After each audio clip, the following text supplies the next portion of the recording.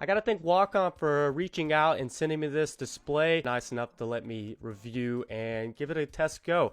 Some of the specs here, it's a 1920 by 1080 Full HD screen at 13.3 inch display. And overall, the packaging is really nice. The finish of the Wacom's really cool. It's expected. I've previously used a Wacom Cintiq tablet. This is very comparable. It's got a little pen holder right there. Looks like the on and off switch. The overall finish is really nice. It's smooth. It feels really well made. And the back just has a white matte finish look with the logo right there. And the pen.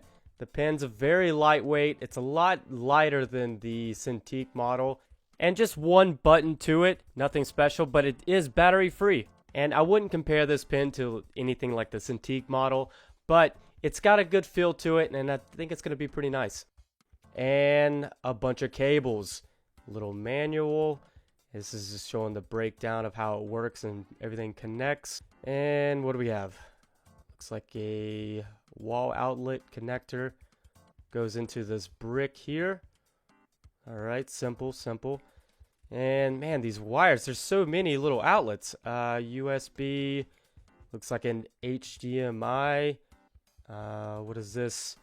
Another USB. It's got a little brick on it. And the C port. And if we go ahead and flip it back over, there's some really cool features here.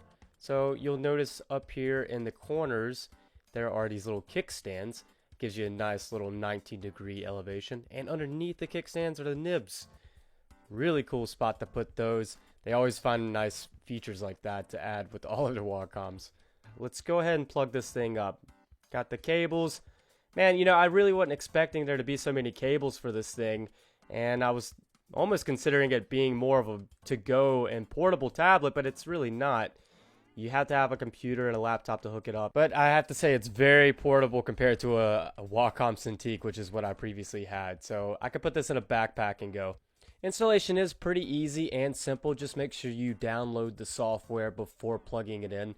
And get your cords ready because we got to plug them up now. And there are a few of them to go through. And yeah, my dongle here only would work for one of the ports. So I had to use two dongles.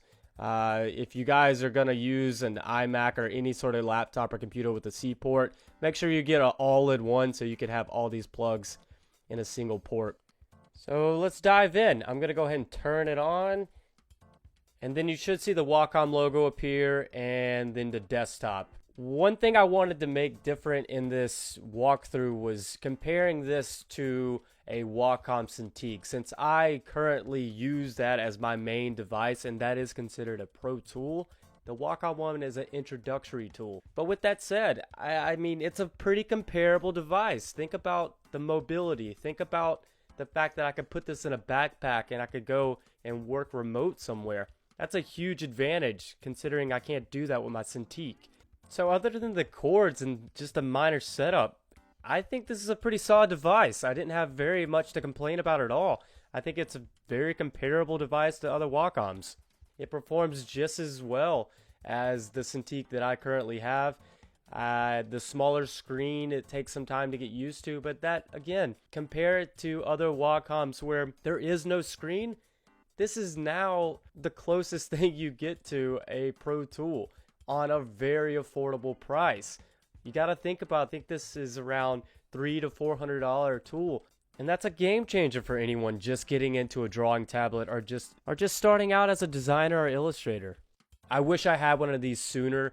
And if you don't have the money to get a Wacom Cintiq or one of the other higher end performance tablets, this is a great alternative. And this really gets your feet wet on what it is like to draw on a screen, how to navigate with a stylus. All of those things take a little time to really get used to, and for this price, this makes it very affordable and probably the most efficient way of doing so. I also had no limitations with this tablet compared to my Cintiq. The pressure sensitivity of the pen, it gets a little weaker on some levels compared to the Cintiq pen, but still, I'm only really gauging this thing as the price point, the accessibility, mobility, and how does it really compare with the final product? And I was able to illustrate just like I normally do. And I can't really complain about that. It performed just like I needed. So it's a great device for anyone who's just starting out or someone who wants to try something a little different from what's already out there. I would give it a go. And, you know, it is a little bit better to travel with than a Cintiq.